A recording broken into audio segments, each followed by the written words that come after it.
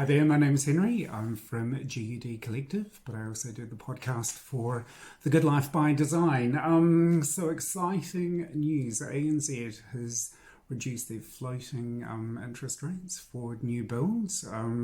This is for a Homestar Certified house, of which I am a Homestar assessor. So I thought I'd just do a very quick video just to explain a bit about Homestar and what it all means in the process, just to make it easier. And I'll go through each of the areas and just give you a quick explanation. Just so it'll help you understand. So Homestar really is about healthy homes. It's about sustainability. It does include universal design as well. So there's a myriad of parts to it. And what it's really trying to encourage is a healthier outcome for all people. And definitely a better standard of building than traditionally what we get under building to code of compliance. So the first section, which I've got the sheet up, so excuse me for looking sideways. So one thing that is really encouraged with Homestar, and do understand there's a couple of points that are mandatory. The rest of them are made up with a combination of different things. So one thing that's really important with the Homestar assessment is not to get bogged down in one particular area. So it's a collection of ideas and there's a load to choose from. So really it's up to your personal choice which areas you're going to focus on. So the first area is density and resource efficiency. What this means is they're really trying to encourage more efficient use of space. So looking at the actual size of the house compared to the number of bedrooms, just to kind of encourage a better use of resources and to look at builds that are more efficient rather than going explosive with the amount of space that's used. So that's what that is about. So you can get points for that. That's a total of 8 points that you can get. Just remember with Homestar, it's a point system, so 1 to 100, 60 being the minimum, and that's for your Homestar 6. 7 is 70 points, so Homestar 7. When you get into Homestar 8 and above, you're really starting to get into passive homes. So that's quite a different criteria, but we'll just focus at this point on the minimum, so Homestar 6 and 7. So we've got density and resource efficiency. So efficient space heating is another area. So this is the heating of the home.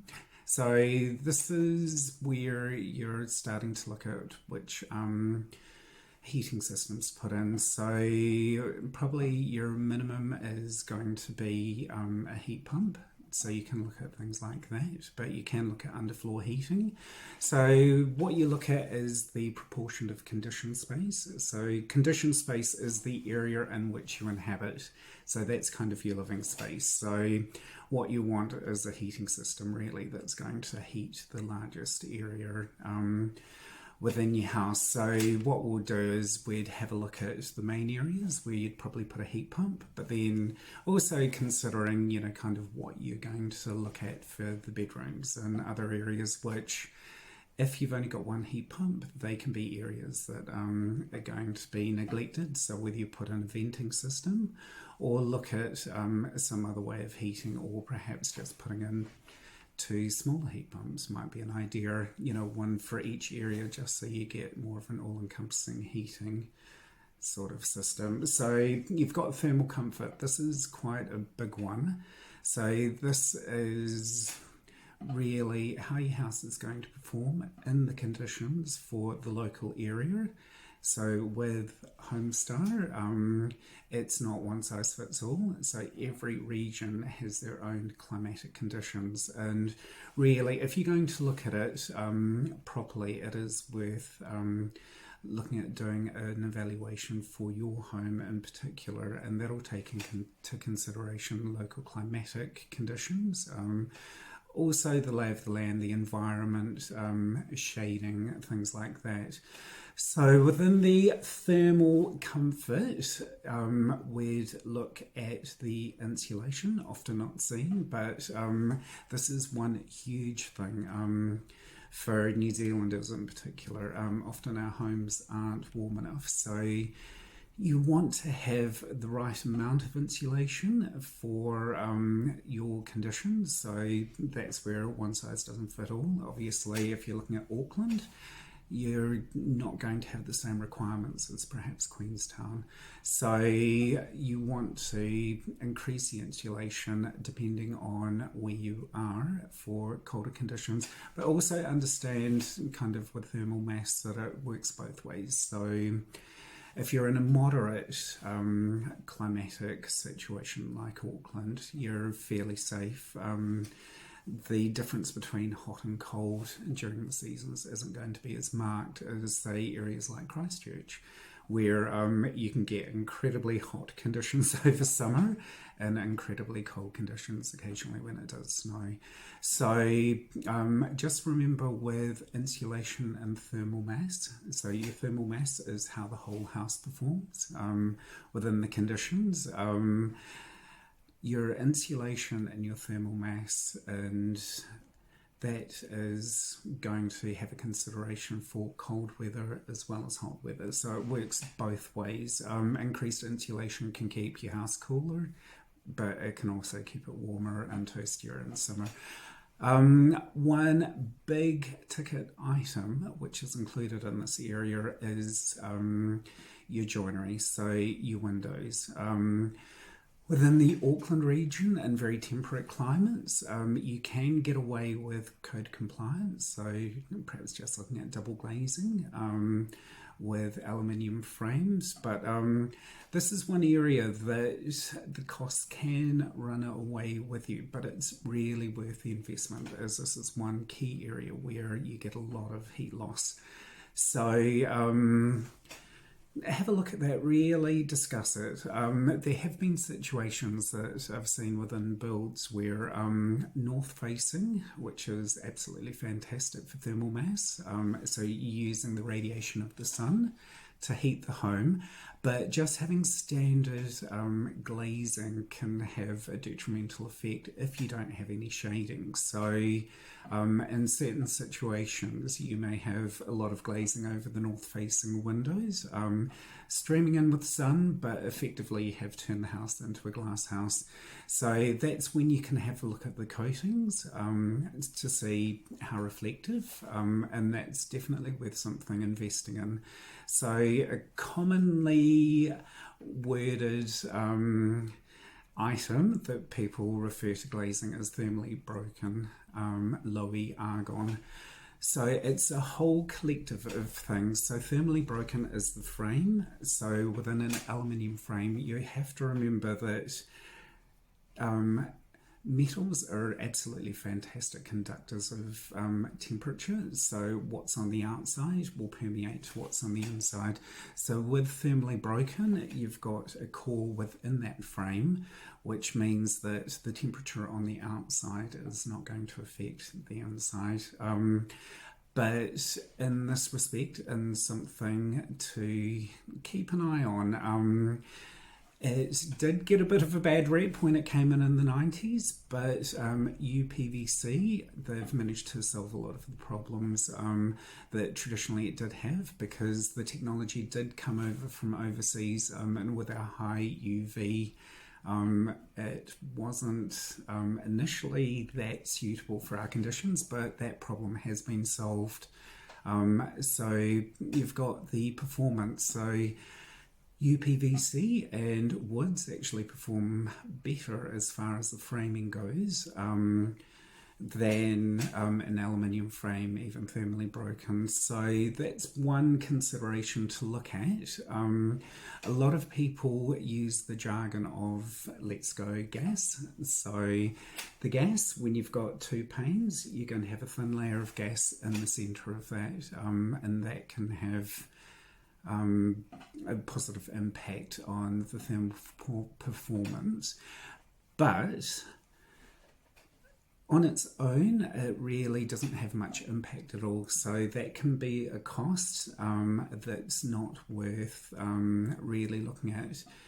So when people describe Louis, it's going to be a coating that's on the glazing. So that with gas works fantastically together. So thermally broken Louis argon is a complete system. But there again, when you're talking windows, really talk to the architect and talk to the glazer. Talk about the conditions, look around the area in which you live and what you really want to achieve, and really consider investing in that. So ventilation is another area. So this is one of the big areas for the healthy homes movement that's been somewhat neglected. So with Homestar, probably the minimum is going to be lockable stays on the windows, so you can allow a small gap to allow fresh air in and out. For a healthy home, you really do need a cross flow of air continuously coming in and out. It does create a drier space, so one thing to remember is that just having that small gap continuously open, even in winter conditions, it's allowing the moist air to escape and it's creating that airflow. So if you've got anyone who suffers from asthma or respiratory illness, ventilation is a huge investment that really does need to be considered. It's one of the important things really for a healthy home. So lockable stays are a good start. You've also got products like the Ventient system by APL Joinery. This one I love because it's a manual system. It doesn't require any mechanics. So you have the window frame, and just above that you've got a grate system which in warm weather it opens up, so it allows more air in, and in colder conditions it does close it up. So for bedrooms, main living areas, it just means you've got a continuous flow of air, and for security reasons, if you've got, say, a holiday batch, you can just leave it be, and through that period of time you'll have air circulating around. So absolutely fantastic. And then you can go up to mechanical ventilation, which there are so many options. So really you've got 3 levels of expense. It's something that is a mandatory. It's incredibly important, and it's part of creating a healthy home. It's often forgotten or neglected, but it's one of those areas that's so vital. So next area we can talk about is surface moisture. So once again, this is creating barriers and ensuring that what's happening on the outside is not permeating onto the inside. So you have your floors, your insulation, and just making sure that there's layers on that. With your window frames as well, this is where thermally broken with aluminium frames comes in. Your wood and your UPVC, by nature, they're automatically thermally broken. But with aluminium frames, it's just that additional adding of the thermally broken so that the temperature on the outside does not permeate the inside. So this is with all areas, so your ceiling, your walls, your floor, etc. So hot water heating, I think, one thing that you do need to perhaps take a look at, you just want to make sure that you've got a system that's going to be efficient for the number of people that you've got using the house, which is fine. Just have a look at the new proposed regulations as far as gas goes. That's going to be one huge consideration. Gas has been incredibly popular.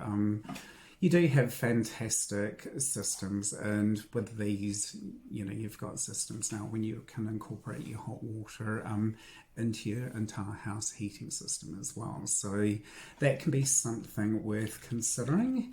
So you've got natural light. We do a calculation on all your conditioned space at all your livable rooms, so your bedrooms, your living area, your kitchen, your dining, etc. This is really just to ensure that you've got the right percentage of natural light coming into each of those areas, which is vital. Renewable energies. This is incredibly popular with people, and it's probably one of the first things that they think about when you're considering green building. Once again, have a look at the conditions, have a look and understand the cost in versus the cost out, what you're going to actually achieve from it. There are some fantastic new systems out there, but one thing that could be, kind of quite advisable is really looking at a starter pack, seeing how you like it. You're going to reduce your electricity bills from the onset, but two, it's a good introduction to see how it actually works for you, whether you want to invest more. And with a lot of these packages, you can keep upgrading, so it's something to have a look at. But once again, when you weigh up everything, just make sure that it's got a cost benefit to you. Electric car charging. So this is one thing for the future. One thing I would say, if you don't have an electric car now and you are doing a new build, perhaps just look at doing pre-wire initially. That way you're kind of starting to future-proof your home. And it's something that if in the future you do get an electric car, you can have a look at the outcomes, and then you can start investing in that. With regards to that whole thing, it's also worth investigating when you are building a new home. Talk to the builders. Just have a look and see with infrastructure and the amount of power that is actually potentially going to be required. This is something that the electricians can have a look at for you, because when you've got all your electrical devices at periods of busy times from say 5 p.m. to 8 p.m. when the whole family's home, everyone's watching TV, you're cooking, things like that, you've got an incredible amount of power usage. Things like electric cars, induction as well. Induction has an efficiency to it. You're perhaps going to save up to 70% on power usage with induction, but you've got to understand it's kind of an explosion of use. So with that, there's an incredible boost at one period of time that requires a lot of power. If you don't have enough power coming into the home and you've got too many electrical devices and things going on at the same time, this can have a bit of a detrimental effect. So it's just a major one to consider. If you don't do it initially it is going to be a cost, but if you try and do it later, it's going to cost you a lot more. So consider that.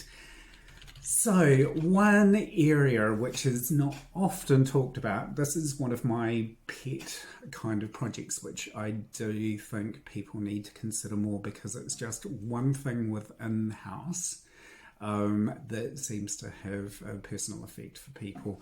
So it's sound insulation. So sound insulation, it can come from windows. Once again, you're thermally broken. That can reduce the amount of sound coming from the outside. Another area which is really worth considering, and it's quite an important decision for you to make, aesthetics over what the real value is of what you want performed from the house. So it's flooring. Flooring is one of those areas that if you've especially got children or pets, huge impact from sleeping patterns. Something can look absolutely fantastic, but having the going all night and hearing people, kind of moving around the house. For a lot of people, that can be one absolute pet peeve. Carpet's fantastic for noise reduction, but it's something that's really popular in bedrooms, not so popular now in your living areas and your hallways. So just have a look at sound and how you can reduce the sound, because sometimes things like engineered wood may not be the quietest, and that's where it has been a dirty word, but absolutely fantastic now. Floor coatings like vinyls can be absolutely fantastic, because they've got some great acoustic vinyls out there that look absolutely fantastic. Incredibly resistant to scratching, and they're durable, easy maintenance, but also quiet. Another area which I'll talk about separately, and this is probably my favourite area, is inclusive design. One thing I do feel personally that's really lacking with a lot of builds now is just that idea of inclusivity. So inclusive design, universal design, what I'd like to refer it more to as it's the design of life, really.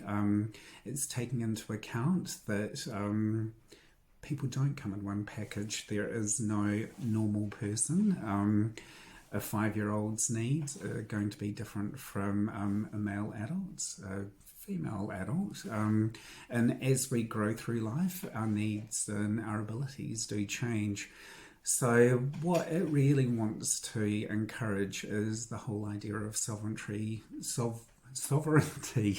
and safety within the home for everyone. So if you've got a disability, you'll still be able to function on your own safely. If you're a little one, height shouldn't matter. I think it's the thought, and it's how we live and who we are, who we have in our lives, taking into account all of our differences and creating spaces that work for everyone. So a couple of quick ideas which we'll go into later on. So it's having wider hallways, wider doorways. Perhaps if you're in a wheelchair, it just makes accessibility easier. If you're pushing a pram or you've got young children, absolutely fantastic. Moving furniture around, always a good one. One thing that I think's amazingly important, and it results in a lot of accidents. So this is slip-resistant flooring. Having highly polished in a bathroom can be incredibly dangerous. If you get sudsy shampoo, soap on the floor if someone's been there before you. Also, eliminating all trip hazards.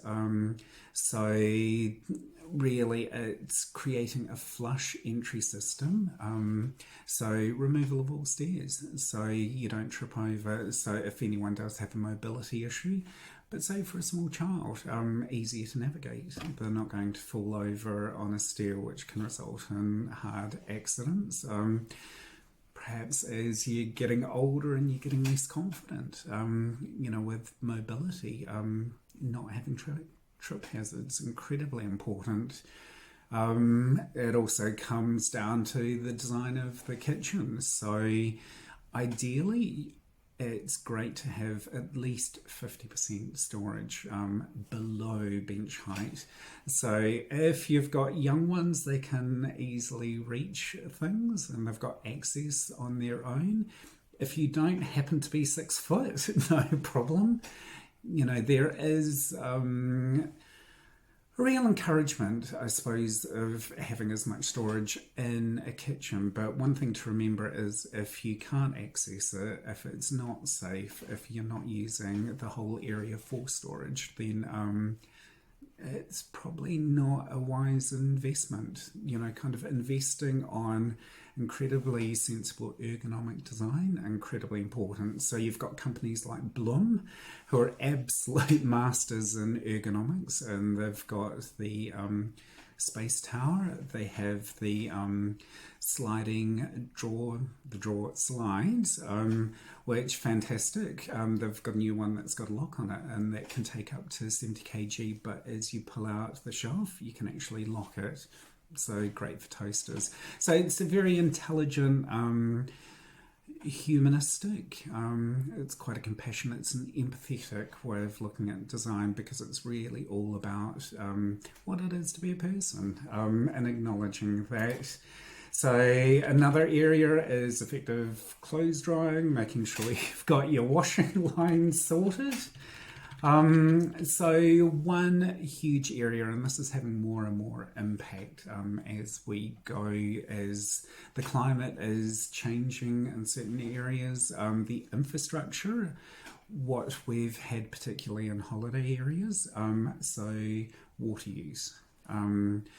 There's becoming more and more water restrictions. Places like Pauanui, which have quite small permanent populations, but over the holiday periods and in summer, that just explodes. The infrastructure that the area was created for and what the ratepayers perhaps are paying for is only designed for a particular number of people. And as we've had some blistering summers, the local infrastructure hasn't been able to cope with the amount of water use that's going to be required. So this is an important thing. So you have WELS rating on the tapware, and you've got that on water using appliances, and you have that on your toilets as well.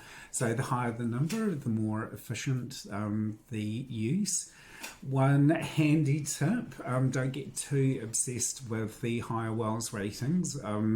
When you're choosing your tapware, and this goes particularly for showers, just make sure you give it a bit of a test drive. With a lot of the showers, you've got air technology, which is within the head of the shower, and what this means is that here air is injected into the water flow, so it pushes it out, so you've got less water being consumed, but you still get the experience. I think your showers, a miserable shower just ruins anyone's life. It's just not something worth going there.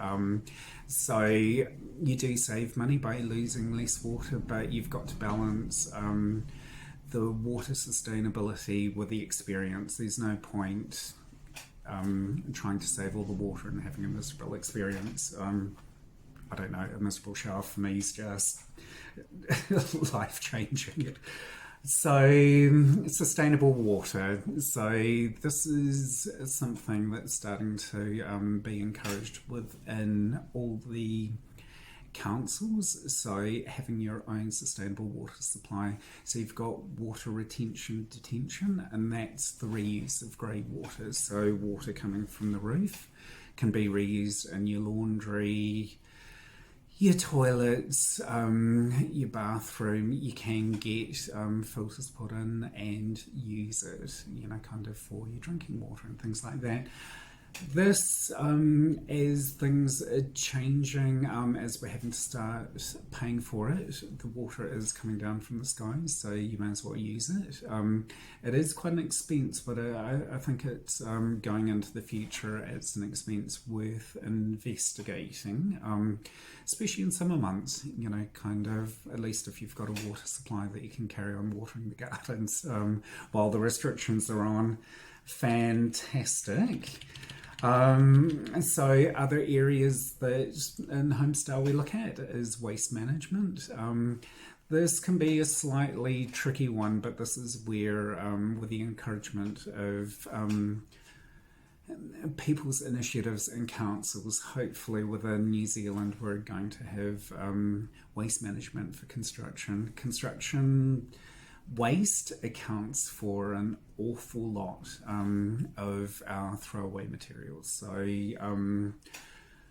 there are some fantastic companies like Green Gorilla that are, they make it just so easy. In other areas it can be harder, and I know people really want to encourage that. So household waste minimisation, having two bins within the kitchen so you can put your recycling and your organic. I think most people kind of do that now anyway, and just having specific areas outside for all your bins. Security and lighting, this is a fairly standard sort of thing. So just ensuring that, especially on the outside, that you've got visible pathways, that you can see what's going on. You've got a defensible boundary. You've also got, suitable lighting and sensors just for your own security, and that's going right around the home. So, a huge area, and it's something we're going to be talking to quite a few suppliers. So you've got sustainable materials, and your materials is a big thing. This is something a lot of companies are getting into. It used to be quite a niche market, but especially now, absolutely amazing products. The prices have come down to go sustainable versus non-sustainable. The pricing is affordable. You'll always be able to get really cheap products, but to be honest, you pay for what you get. So there are a million different certifications kind of out there. You've got ISO 14001, which is about the company's management systems that they've got in place. You've got EnviroSpeak, FSC for wood products. So if you are looking at things just, sustainability, it's well worth, encouraging. Always have a look at the price though, just to see whether you can actually afford it, and have a look at all the different materials kind of going in.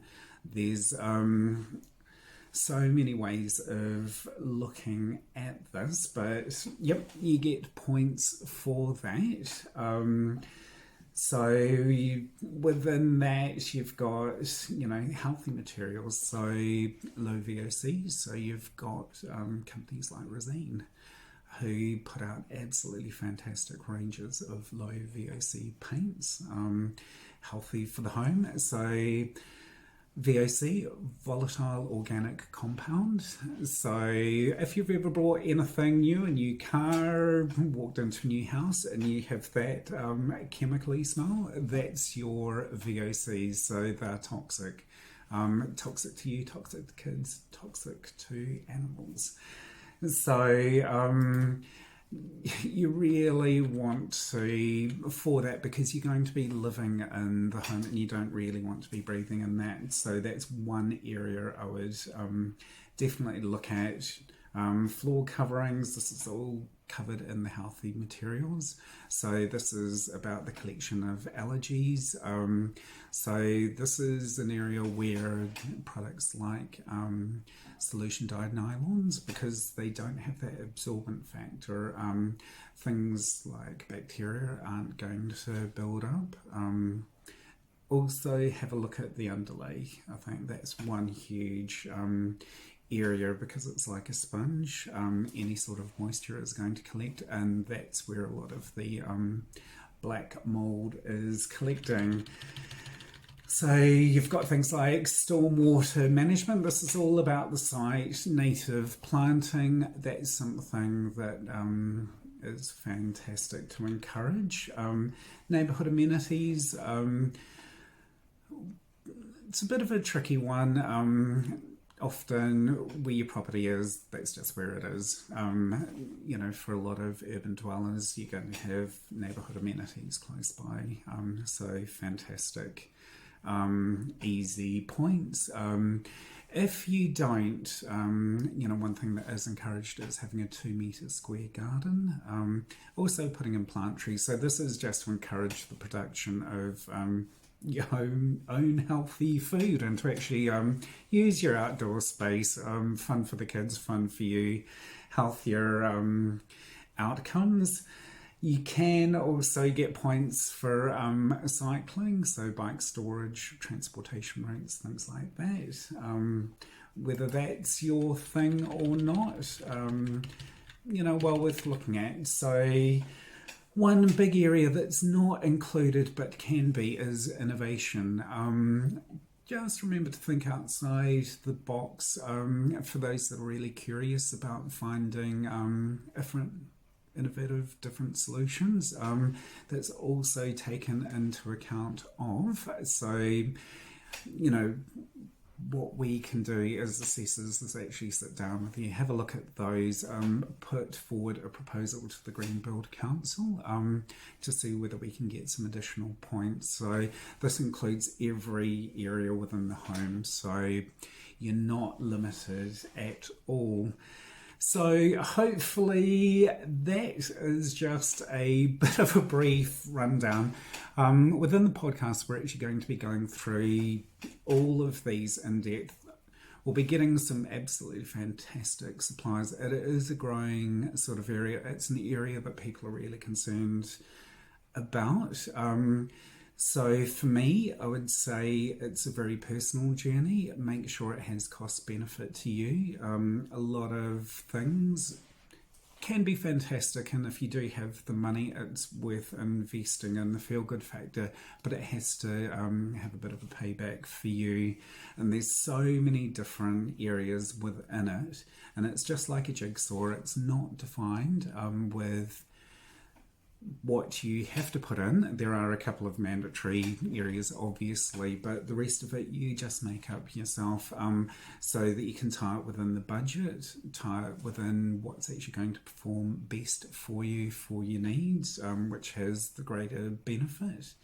But the overall outcome is to create a healthy home, which we want. So it's healthy homes, it's an economic home, it's energy efficient home, with the inclusive design, which for New Zealanders, I think one of the biggest advantages is we've got an organisation called Lifemark, which writes all the standards.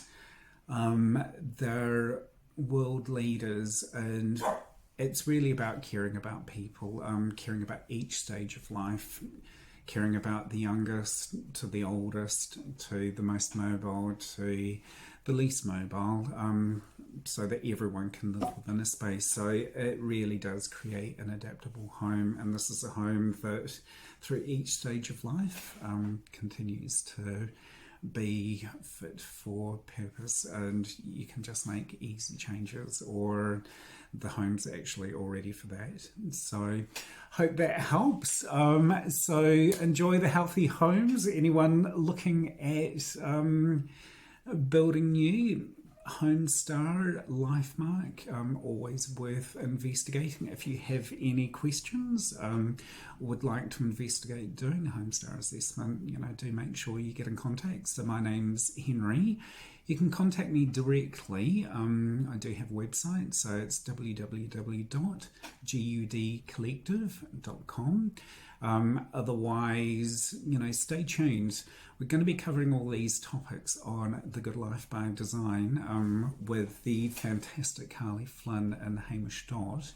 We're going to be talking to suppliers. We'll be talking about each particular area, kind of ideas, the pros and cons, always worth investigating. And we'd just really like to answer your questions. It seems to be a lot to take on. It's a whole myriad, and we'll do the investigation for you. But, let's just create better outcomes for anyone. And I think sometimes with these new interest rates and the real encouragement, absolutely fantastic.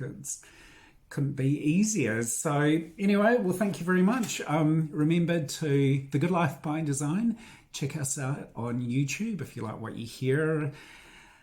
Subscribe, like, and please share. We're also on Facebook and Instagram. So come and check us out. Comment away. We always like hearing from you. And take care. Thanks very much. Bye.